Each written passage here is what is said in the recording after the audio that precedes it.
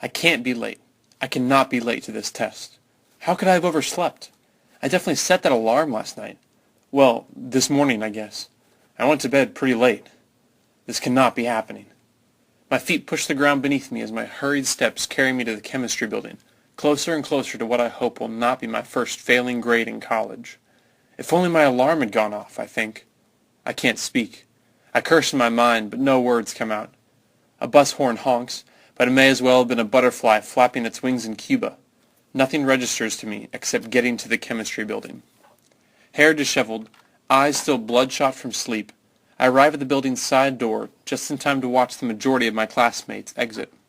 We make eye contact, and a look of horror registers on their faces as they understand my plight. I've overslept the very first test, and with our teacher's less than kind demeanor, I have about a snowball's chance in hell of getting to take it at all. I greet them curtly, and pass them to enter the building. I push open the door to the room, and there stands my professor, Dr. Rosnick.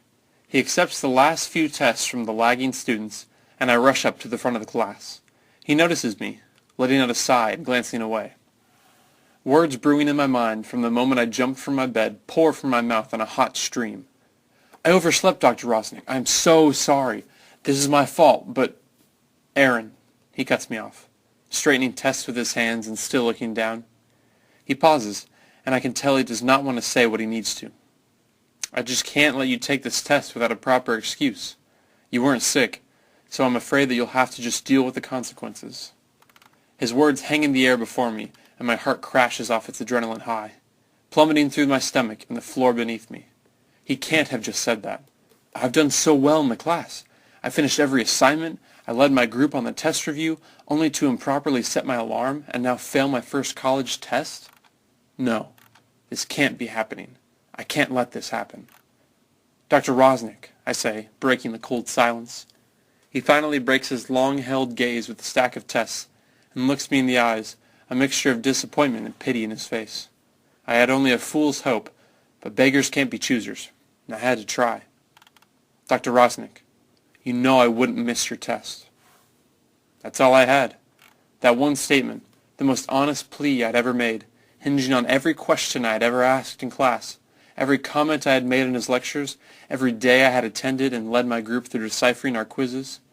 But most of all, my plea depended on him believing in me, believing I loved chemistry, loved his class, and deserved a second chance he would normally be loath to extend. I see his eyes flicker over my face, briefly, before answering. All right. Follow me to my office. You can take the test. Relief. That is all I feel, like a man pulled off the train tracks at the last possible instant, brushed by the thundering locomotive of failure, and I live to tell the tale. My stomach regains its normal elevation, and I follow Dr. Rosnick to his office in a blur. Overjoyed to receive a copy of the exam, I spend no more than 30 minutes before turning it back into Dr. Rosnick, and leave his office thanking him in the sincerest way possible. He continues to check his emails, and with a gruff, "Sure," dismisses me into the hallway, just as aloof as ever. But I had seen through the facade. I passed the test, not because I prepared and adequately allotted enough time to sleep that night, but because of the kindness of a professor, one who believed in me and gave me a chance. And that made all the difference.